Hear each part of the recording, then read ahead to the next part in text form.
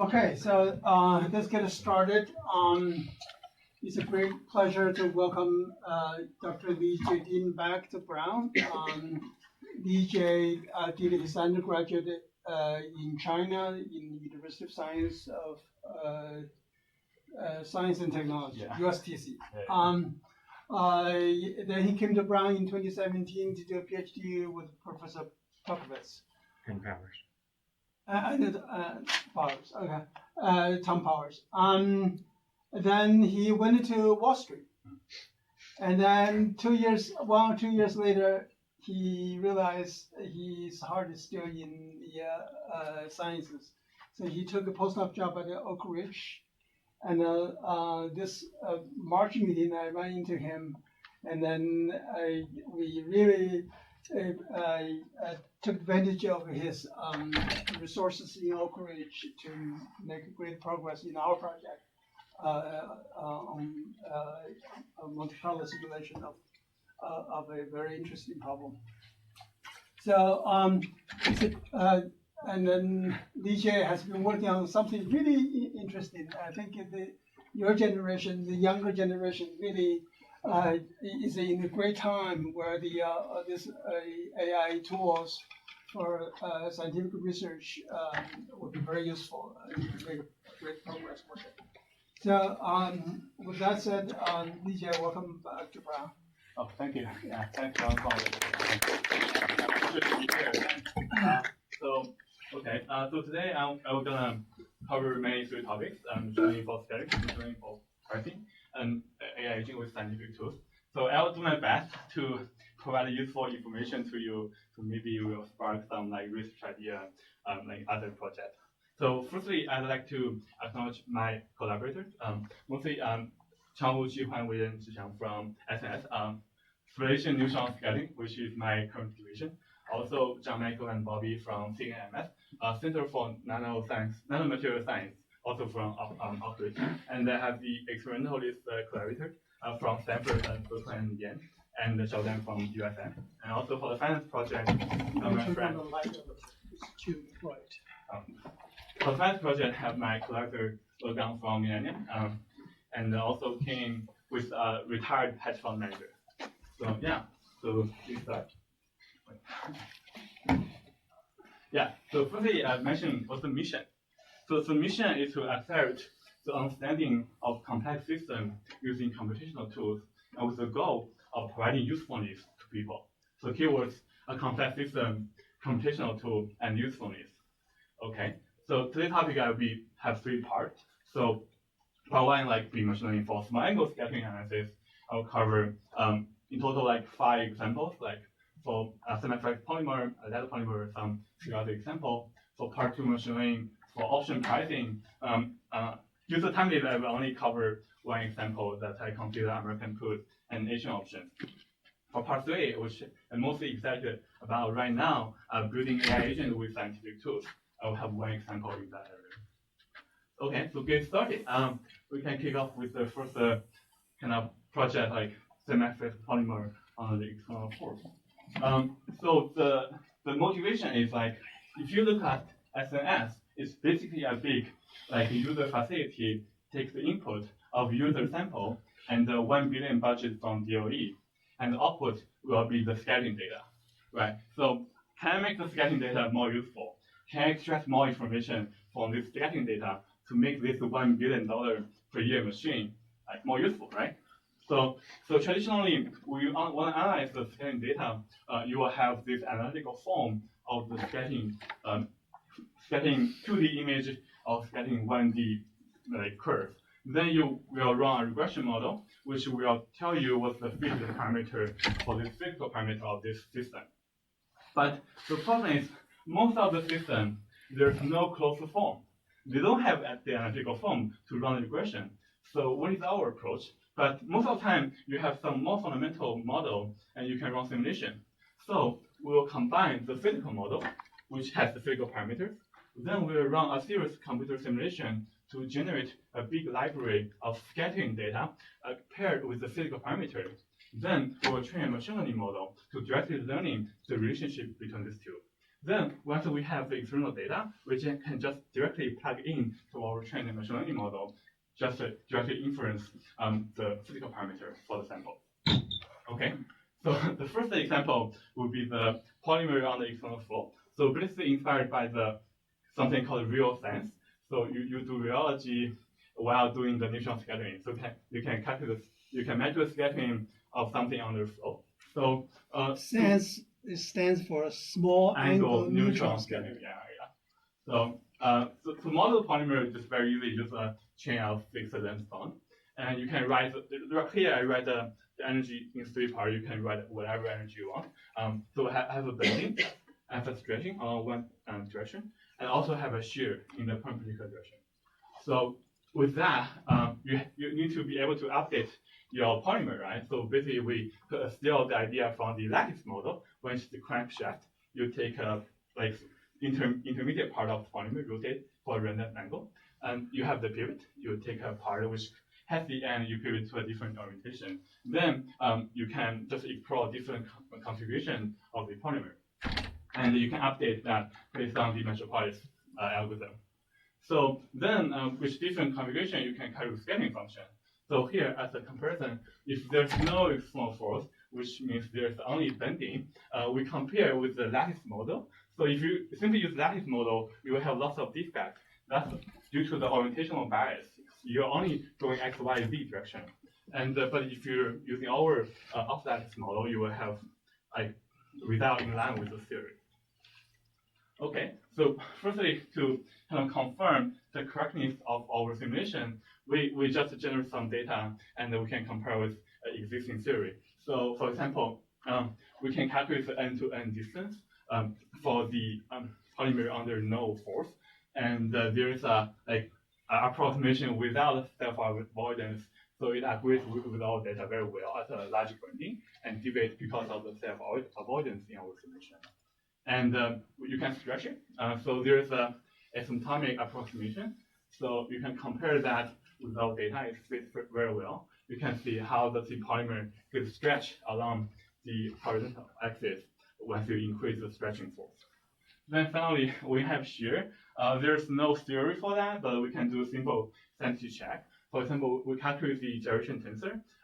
Especially look the off diagonal of the XZ term. So usually it should be 0, but because you have the shear, the polymer tends to extend along the XZ direction. So you will have a positive RXZ term as you increase the shear. Okay, so with that, we move on to generating our big data set of scattering data.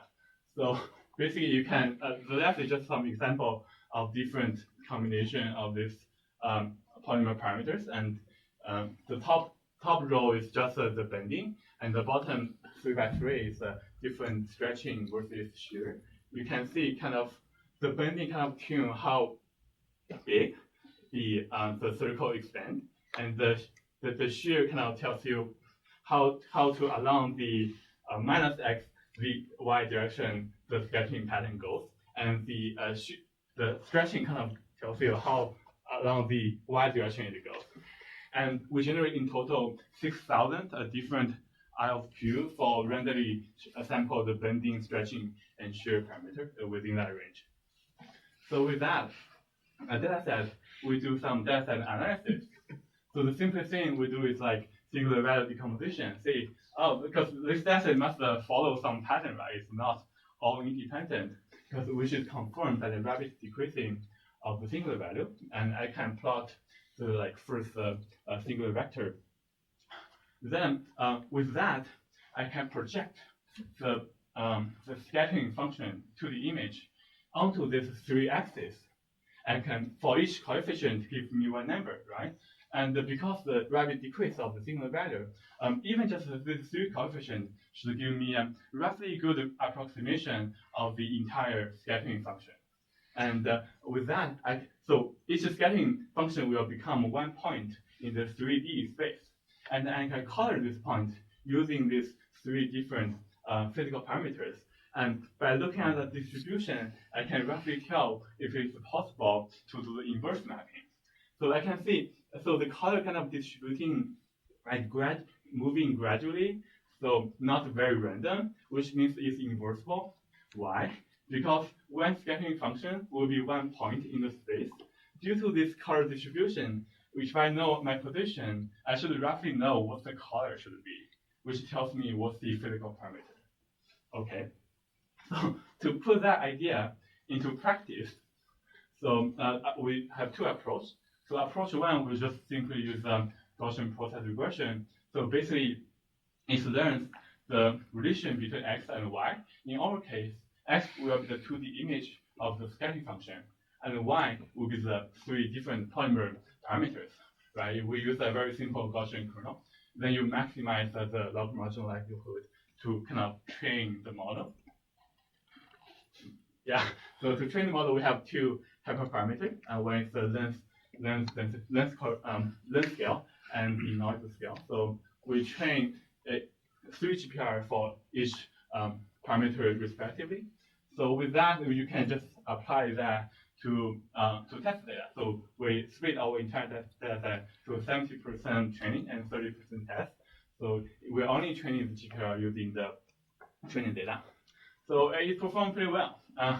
But there's an issue for GPR. It scales very poorly. The speed of GPR is about order of n to the cubic, and it's a number of data sets. So if you have very large data set, which will be needed if you have very fine structure in your scattering data, it won't train very well. So we developed the second approach. So sorry, a quick question. So in your previous method, is there a reason why essentially like a linear Gaussian type like learning model works so well? Like, I mean, you have some complicated polymer, but then you're just doing SVD, and then you can see like it characterizes everything. Why should I have this polymer with everything crazy going on? Why is it like linearly? Why are the parameters essentially linear? What do you mean linear? Like in the sense that if I do Gaussian, I'm essentially drawing circles, right, into the Gaussian regression. Like in a general data set doesn't necessarily have to be clusterable in nice circles. Like, is there a particular reason why? The GPR is that you can learn any function, so it's an infinite dimensional function for learning. So basically, if two scattering functions, the distance of two scattering are very close, their parameters should be close. That's the whole idea of GPR. Yeah. I see. Yeah. It's all like necessarily linear or something. Okay. Yeah.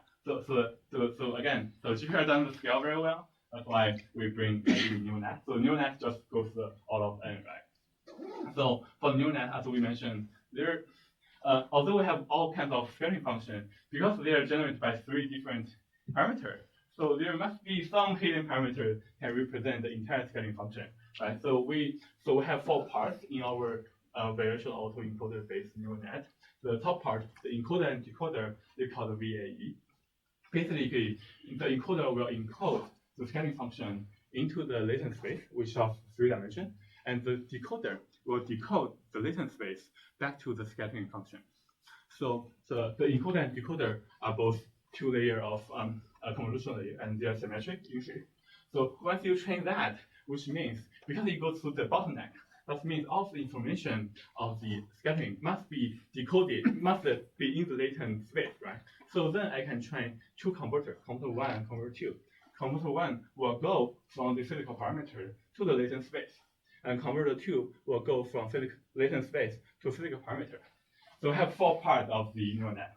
If I combine converter 1 and decoder, which means the input will be the physical parameter, output will be the scattering function, which means I have a generator.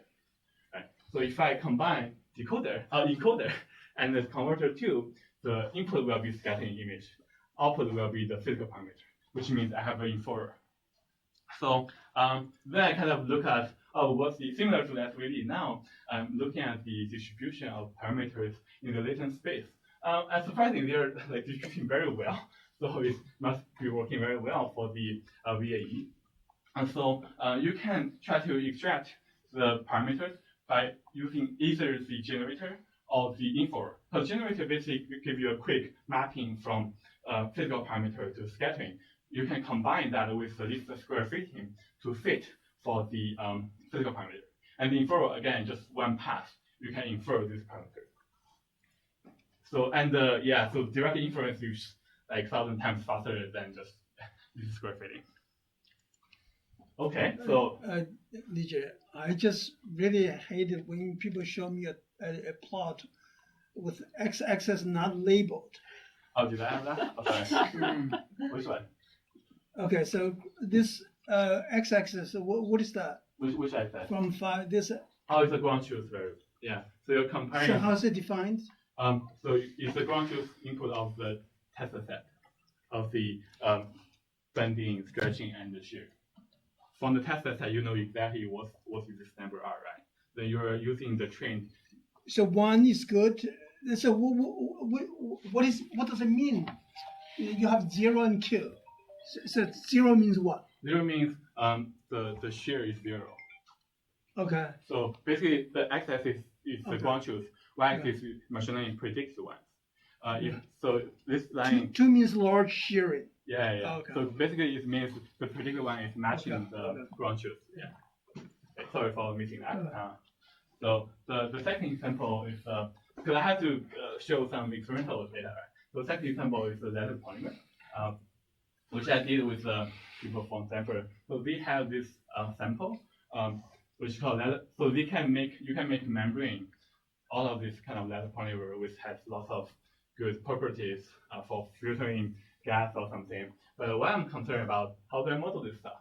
So one unique feature about ladder polymer is firstly they're double strain, not like a single chain. So they're ladder-like. That's why they call ladder polymer. And they have, because the double strain, so they have very strong chemical bonds, so they're less flexible. But one important thing is we have two kind of configuration, thin and anti. So the monomer can either face the same direction or flip its direction or orientation, right? So they tend to have internal bending angle. So if you have anti, you keep flipping up and down, you have the most eccentric form, right? It's just the deck. But if you go thin and thin, you keep going the same direction, you just curl up. Okay. Apparently, there's no model capturing this feature, right? So we have to build our own model. So of course, what's the parameter? We can have the contour length, like the number of monomer. We have introduced parameter called anti-rate. So let's see the probability of a joint via anti-joint, and we have the inherent bending angle which is the connected one. What the preferred bending angle is. We have also bending modulus and twist modulus, so you can bend and twist roughly around that preferred angle.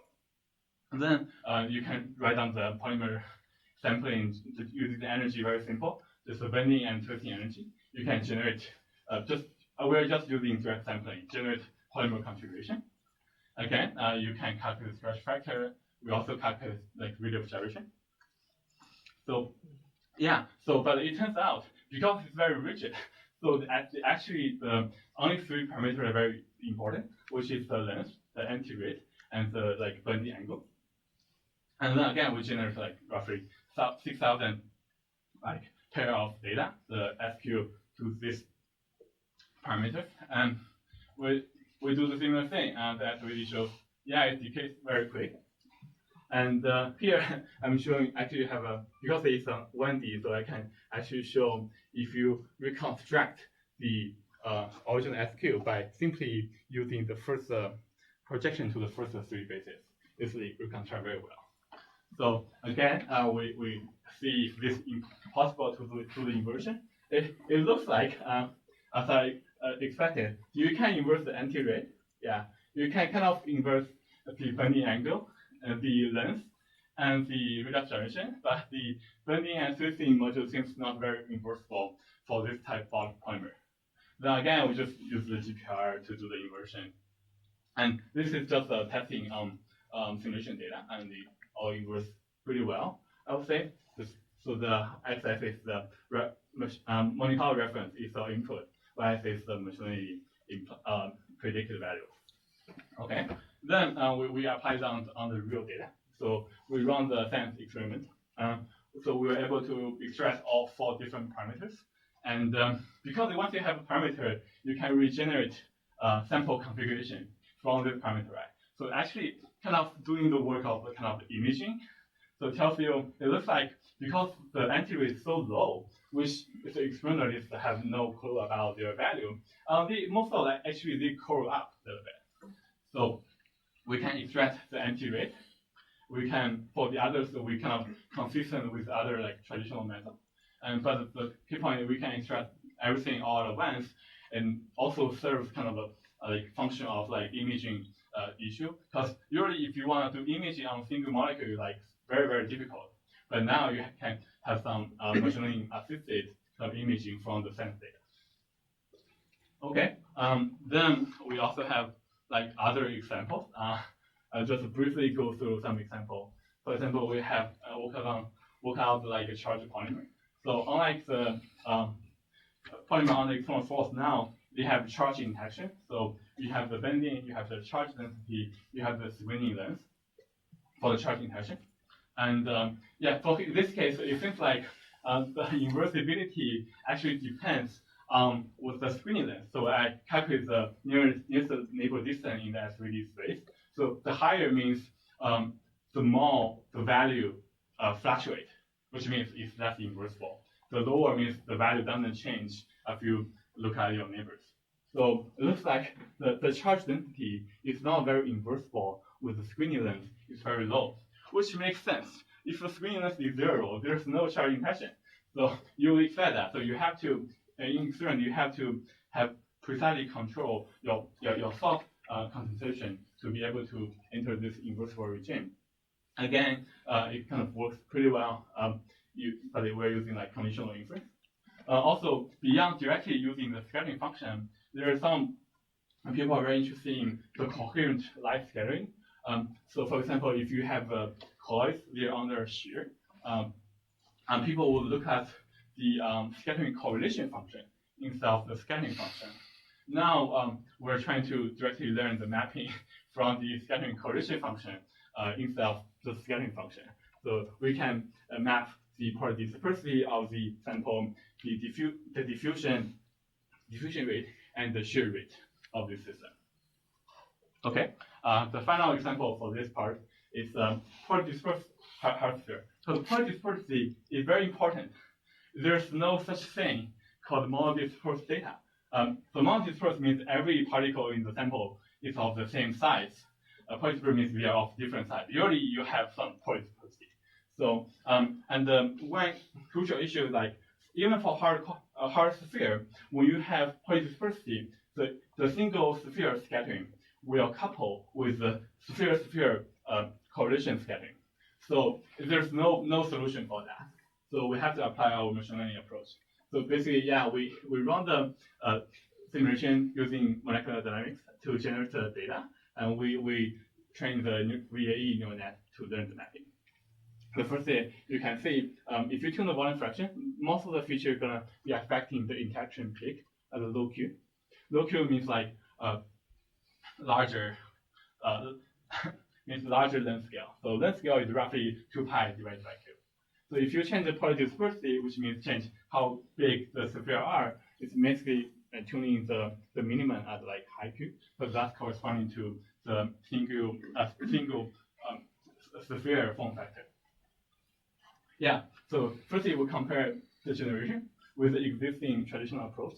So people doing some approximation, and you can see the approximation really fails when you have high probability dispersity or high volume fraction when there are lots of interaction, right?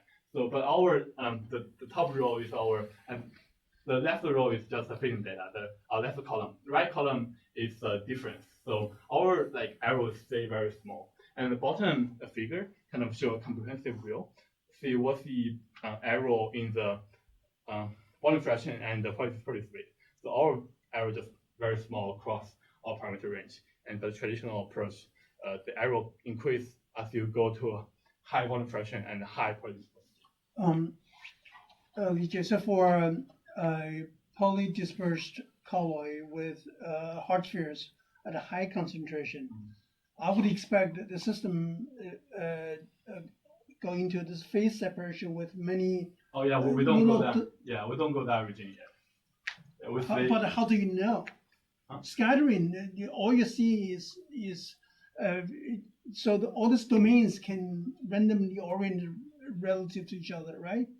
So when you do scattering, it's going to be a sum of all of the components, the density function, and then when you do a Fourier transform in Q space, and then it's going to be a sum, right? Because the scattering signals are additive, right? So that's why when doing inference, you have to be very careful. At least the current approach we are filmed with in the fluid phase. Yeah, of course, you can develop maybe that could be a future direction with a new approach that you accommodate for the phase separation of the sample.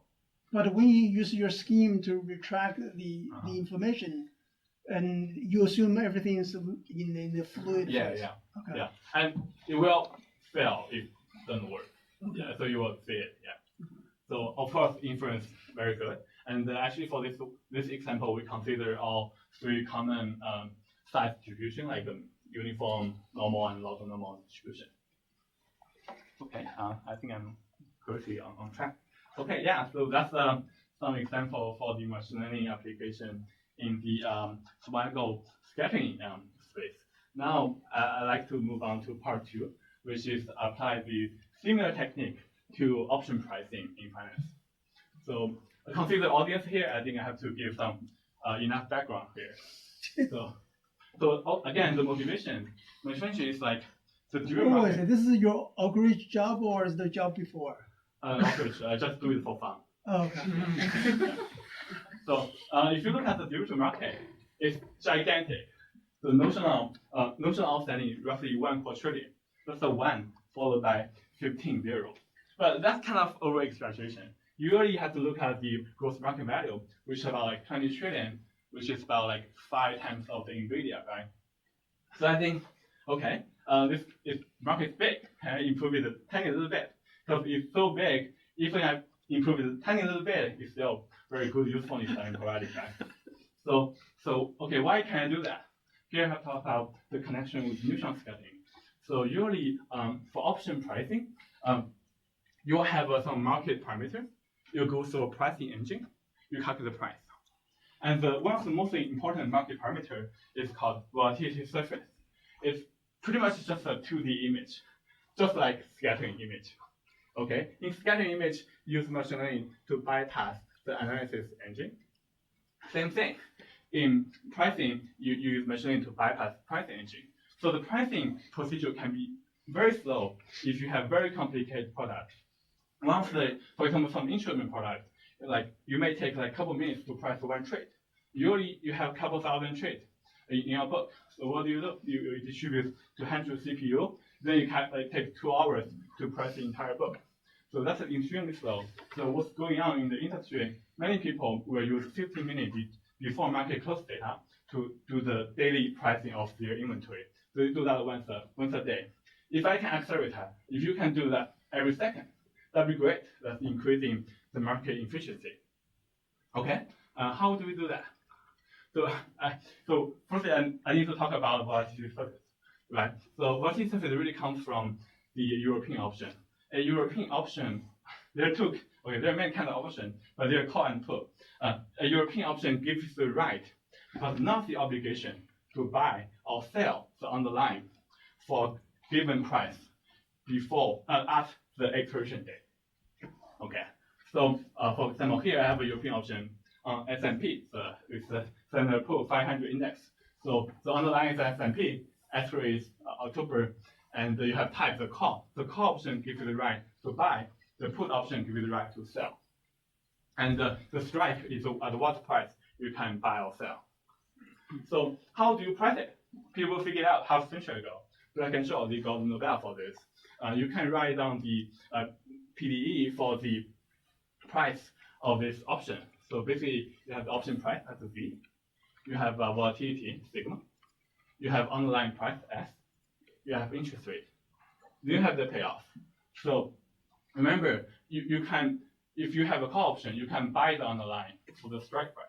So if you strike is K, but the underlying, the market price is S, and which is higher than K, means you can buy something worth, okay, let's say strike is $5, and the underlying price is $10, which means I can buy something worth $10 for $5.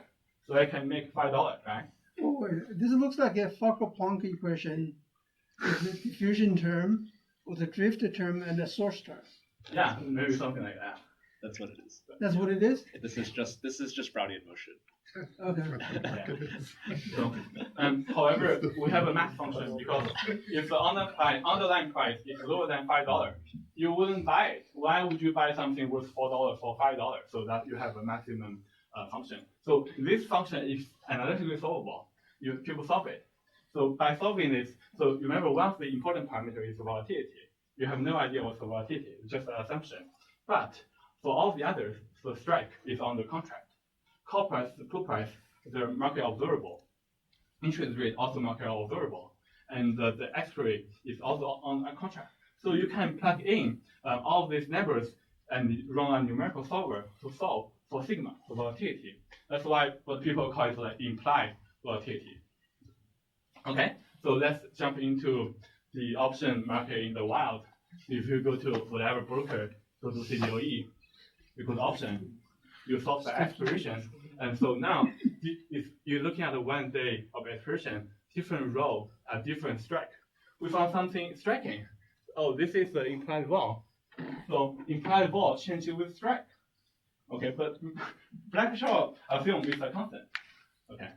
Again, if we sort by strike, then you'll see, oh, implied vol changes with expiry. Oh no, it's not constant at all. Actually, if you plot all the data, you can plot all data in the 3D plot. So the x and y would be the strike. I actually normalize it to be log minus, and the time to expiry I normalize to year. So the z-axis is the implied vol. They all have this bow-like shape. Like people call it volatility. For each slice, people call it volatility smell or volatility like a skew. And for the entire surface, people call it volatility surface. But again, just like our scattering data, they're not random. They look like there's some pattern, right? So then I go ahead and gather some market data. So I go to option DX.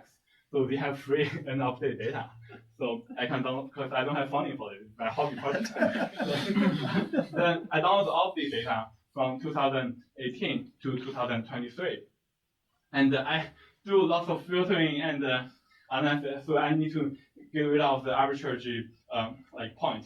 Then I get roughly like 1,000 data points. I have to point out, all the leading firms, they have vol data in matter of seconds. Okay, hold on a second. Okay, so in the scattering of machine learning you're doing, you're developing tools for experimentalists to learn how to use, to get extract parameters of their sample from the diffraction pattern. Yeah. And then here, are you trying to develop a tool for me to manage my retirement account? Maybe not you, but maybe for some hedge fund manager. If you start hedge fund, maybe for you. So I point out, because this leading firm, they have data in seconds, which is about like 10,000 times than I do. So if I can do this for this small number of data, you can definitely do it for like large amount of data. So for pricing, so basically pricing usually use the volatility implied from European option to price more complicated options, which are less liquid. So for example, you can have Bermuda option, you can have like other, not even option, you can have like variance swap, you can all sort of things. But for demonstration purpose, I'm only gonna focus on two options. So American put is the simplest non-trivial option. Because so American put, like European option, you can only exercise on the expiration date. American option, you can exercise any day before the expiration because America has more freedom. So also we have Asian option. Arithmetic Asian option is like, remember the payoff for European is the difference between the strike and the option, the underlying price on the day. But for Asian option is the average before that day to today. So it's very non-linear path dependent. So you can only do the pricing using like numerical approach. Okay, so here we examine the data. So here I'm giving two examples of the data. Of the points are the market observed vol surface. So I can, to do machine learning, I have to standardize the data. So I interpolate all the data into a fixed strike. That's pretty great. like 41 cross 20, so it's like 800 dimension. So you see the market data also look like similar. So right hand you have to random that choose. If you go to the day like after COVID crash, like everyone is panicking, so the entire vault just lifts up because everyone try to de-risk their portfolio, so the option market become very active. So it's extremely hard, especially near the near term. So hopefully our approach can capture all the variation. So firstly, again, we do the SVD, the data examination. So the SVD actually decreased very rapidly. And then I look at the first 8 different single vector. So the first one kind of really flat, so it turns up and down of the surface. The second one you have like the ball shape, kind of turns the open and close of the smile. The third one, you only have the left side, so it turns the left side skew. And the fourth one tilts like right side skew. And the higher order, the higher you go, you have more detail. So just change more detail of the wall surface, like become less and less important. Okay, to train this, we just use the similar approach with it. So we use the VAE to learn the latent dimension of the wall surface. Here I just choose 10. I'll show you why. But you can choose whatever dimension. You can even choose whatever size of your neural net based on your data. Here I only have 1,000 data, so it's not very big neural net. So the input will be the left side is a VAE, so it will compress the information of wall surface into latent space. Then I will pass that latent space value to the multilayer perception pricer along with other pricing parameters like strike and like S3. So it will price map to the price of the option. And I trained it. Surprisingly, it trains pretty well. Consider I only have 1,000 data. So which means actually they do have some very good pattern in the wall surface data. So then I look at the distribution of the data. So firstly, so if you like I forgot to mention about VAE, but there are 2 latent variables. One is the mean, the other is like variance. The variance is very small, which means most information are like encoded in the latent mean variable. Then I look at the correlation matrix of all the latent mean variable. So of course the diagonal should be 1, right? But they're mostly like not correlated. But you can see you start to see some correlation between 0 and 5, right? The starting sign of correlation means actually the number of hidden dimensions start to saturate because you add another dimension which correlates with the existing one. You're not adding anything, which means our size is kind of enough. So we kind of do the testing in our model, see if it works. So here, firstly, I can see how well does the volatility surface reconstruct. So the first row is the original wall surface. Second row is the reconstructed one. To my eye, they're like just the same, right? But I have the numbers so I can calculate the difference. So it looks like the left column again is the COVID crash day. Because the COVID crash is so out of distribution, but it still learns pretty well. Like most of the error is pretty slow. And for the other like random day, the overall error is very small. So was the COVID crash day in your training set or was it outside? I think in, yeah. So if it's inside the training set, then wouldn't it train on itself? Therefore, the error would be low. Yeah, I kind of forgot actually. That's my favorite. Yeah. So anyway, so then we apply that to American code. It learns pretty well. And there are most error on the lower price end. But then we look at where the error comes from in the strike and S3 space. It's mostly from long S3 and like ask money, which is like 0 lot money. So actually, usually when you have long S3 points, their market tend to be very not liquid. So the bid ask spread tend to be big. So it's understandable. You have more error there. And then we apply the same for arithmetic Asian option. And yeah, it also works pretty well. And we have some errors on the long S3 point. Okay. Yeah, so that's pretty much about the second part, machine learning for option pricing, which is kind of continuation of the first part and using the same tool, right? So the part 3, I'll be using a different tool. which I actually am mostly excited about recently. So which is the AI agent with scientific tools. So the motivation is like, I think most people know Cursor, right? Cursor is the newest AI agent coding editor. So Cursor is nothing but a fork of VS Code plus some AI. And Cursor now is worth $10 billion. And we have only 100 employees. Actually, that's the recent news. At the beginning of the year, we only have 12 people. There was like $2.4 billion. That's 20 million per person, right? That's huge. So, but my point is, AI makes tools more useful. Okay, can we do that for science? So there are two challenges. Like firstly, scientific tools require lots of experience, expertise. For example, to use the tool I use, you have to train me. Train me takes lots of time, right? And lots of effort. Like, yeah, and training me is not very scalable. The other tool is like the existing scientific tools are not very AI friendly, which actually in the long run is more important. Because in the long run, apparently there are going to be more AI agents than people. Then the AI agent with different expertise need to collaborate. So different tool has to be wrapped with the AI agent so they can do collaboration just like people do. So it's also an important step to integrate AI agent with scientific tool. Okay.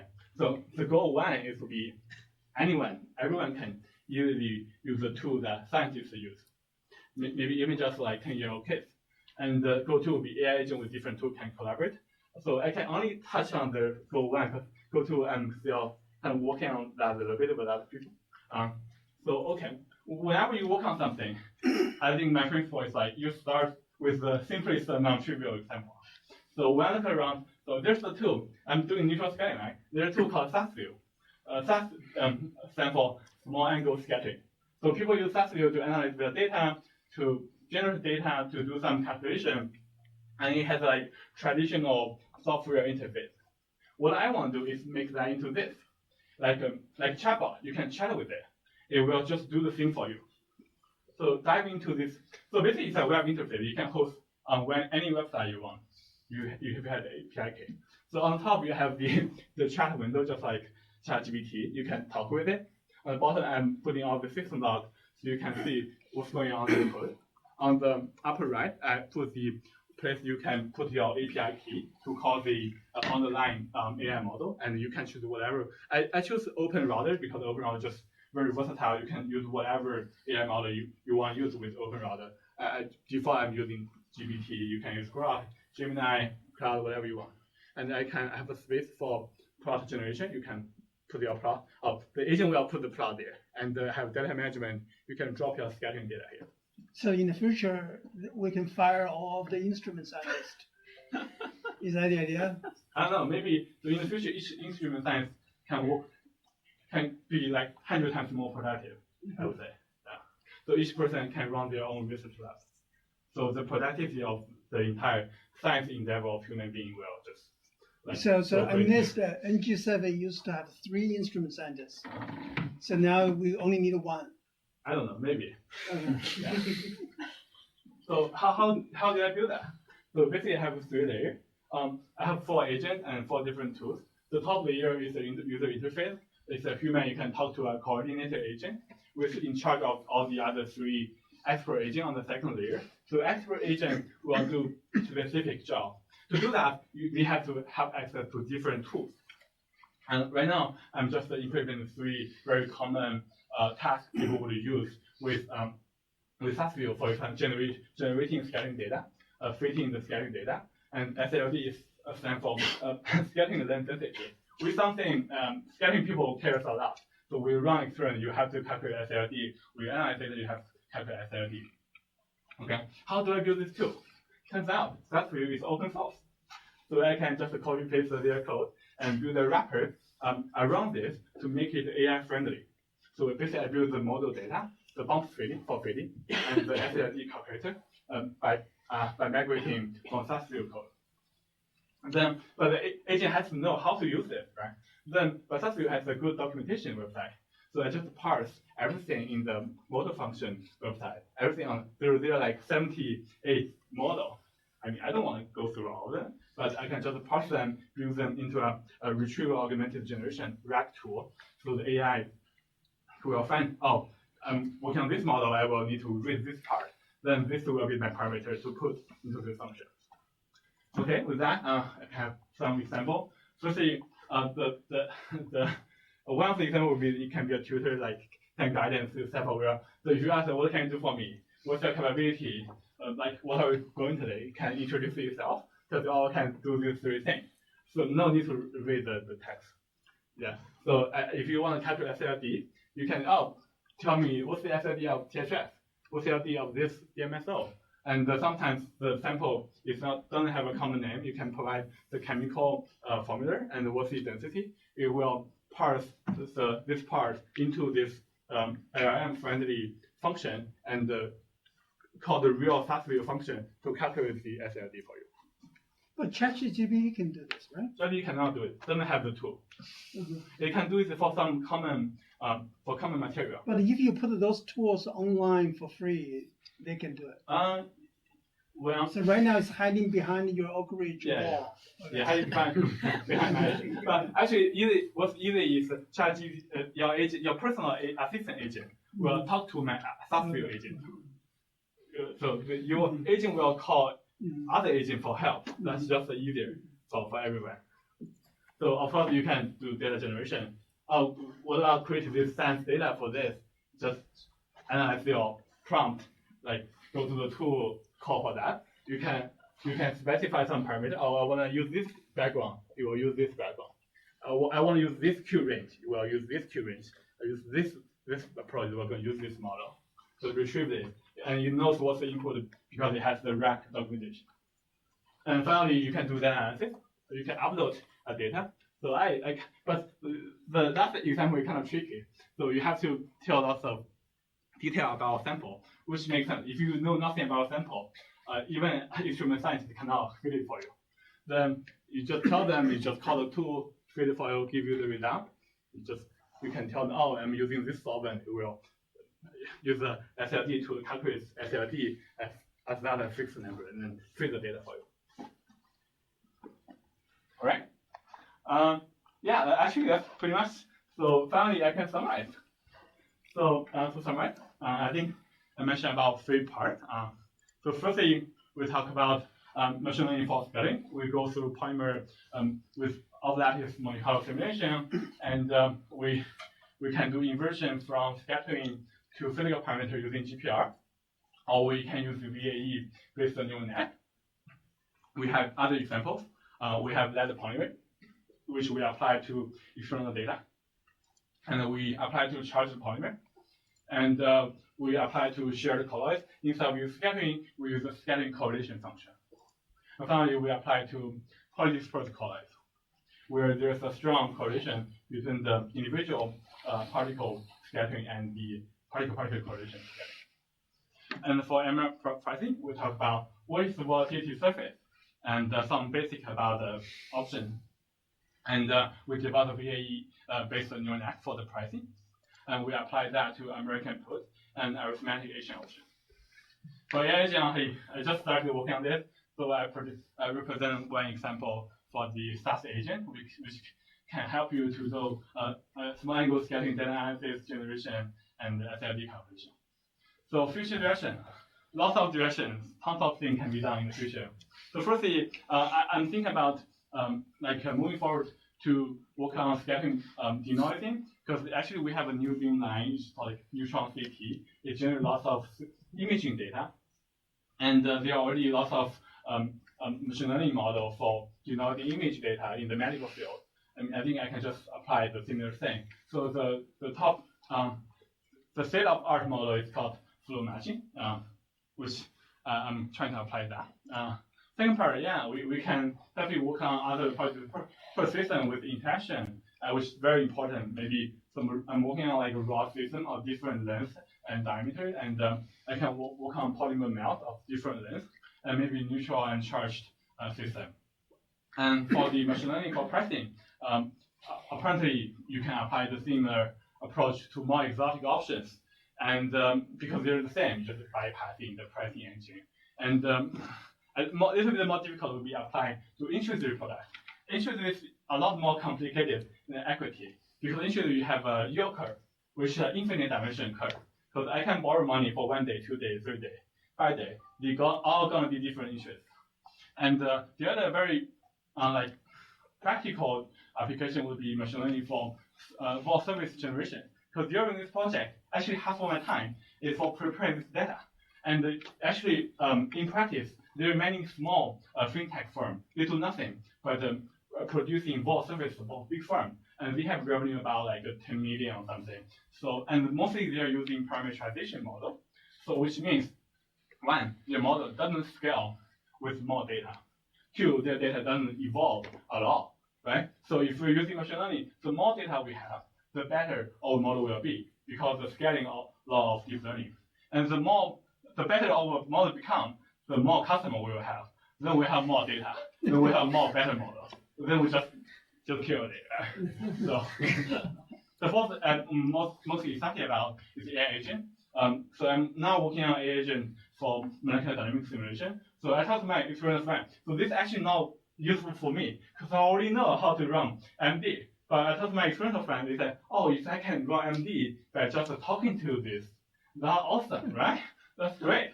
So also actually my expertise is in Monte Carlo. So then I will work on build an agent for Monte Carlo. And you can build an agent for anything, to be honest. So fine. I haven't touched today, but I'm like super interested in is to study the emergent behavior of multi-AI agent system. So because it's a condensed matter similar, people study emergent behavior of condensed matter system. But actually you can consider AI agent, multiple AI agent as a condensed matter system. You will have, for example, there is a subfield in physics called the opinion dynamics. This is the opinion dynamics of like individual size. They're doing simulation using rule-based. They're just use AI agent, let them talk, right? And also, for example, in social science usually is like known for non-reproducible result because one scientist do an experiment for this group of people. Give some result, the other scientists do experiment for the other group of people. Oh, complete different result. Why? This group of people complete different from the other group. But if you build this simulation experiment with the AI agent, you will always make sure you have the same group of people. And you can even make sure, you can even just use the same random seed. You'll be exactly the same. And the actually morning application, people try to train AI model to mimic human psychology. So like big 5 psychology tests. So yeah, that's pretty much all I have today. I hope you enjoy it.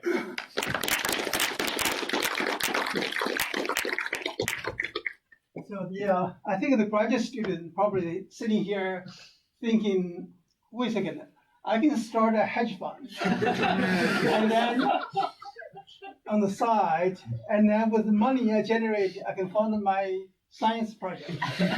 And who needs an NSF anyway? Okay, it's very exciting. Okay, open for questions. Yes, Jen. So in the polymer model, you did not include, self-avoidance. Do include. Only the theory doesn't The include. theory does. I mean, theory is very hard to include self-avoidance. Right. But I can only compare to a theory without self-avoidance. Right. So the fact that the theory doesn't have it, Yeah. how big an effect is it? Yeah, so that's why I say the data doesn't really match well as the low bending, because a low bending equal okay. a high bending self-avoidance does affect much. Doesn't matter because it's stretched out. Yeah. Right? Okay. I have another question. Yeah. So how much money have you made on the? Nothing. Doing it for fun. But actually, I'm really excited about this. So my friend at Millennium told me it's gonna be super useful. Yeah. You can sell your whatever the product that you develop for to the hedge fund. It's too toy right now. Okay. Yeah, they will have more data because like in practice it's a lot more complicated. Or you always try to start your own hedge fund. Maybe in the future.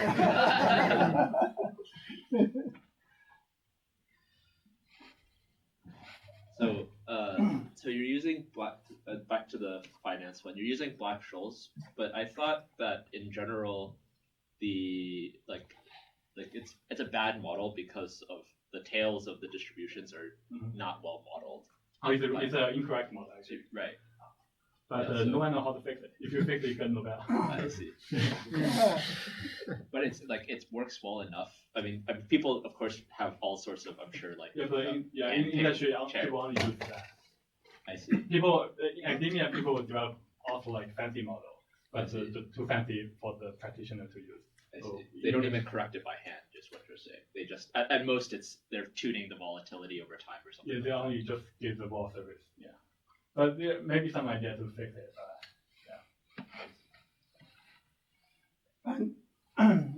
I have a question. So, what's your suggestion for the Brown Physics department should do in this machine learning condensed matter experiment / numerical simulations? Yeah, I think this approach is very versatile and apply to pretty much anything you run. So especially for condensed matter, most of the condensed matter systems too complicated to directly derive the theory. But if you can use machine learning to combine the experience with the simulation, I think that would be great. Lots of opportunity here. You know our courses here. Should we add a course on this? I heard you already have a course. Simon told me. You have a like machine learning for It's a particle physics experiment course, but yeah, that's what it's taught by. But yeah, there's already an AI. Lucas is teaching the machine learning. So for you, physics. you get it to teach it, and then you will do condensed matter. Sure. All right, so you've no more questions. Let's thank Dr. Din again. Okay, ask. So this is probably something that we've talked about at one point, but I can't remember. So most of these examples are pretty low dimensional. Do you see a situation or reason why you'd want to try and scale this up to learning higher dimensional surfaces? And also, like, what problems would you envision happening with that? Like, I'm assuming you probably stop being able to use GPR, but maybe not neural networks. Yeah, I think that's why neural network really scales well. So because I'm doing scattering, so I'm dealing with 2D image or 1D. Apparently, you go with whatever characterization surface or like a space you want to have, right? Then if you your model doesn't do very well, that's why the beauty of neural net, you can just scale up your model.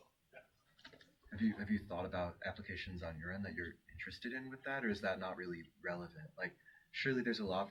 Like, I don't know this, but surely there's a lot of other situations, like in the pricing or financial world, where you need to learn higher, like I guess, more complex distribution. I think for interest rate, you have to have the yield curve inside the model to be additional dimension. Okay, let's thank Lijie again. Thank you.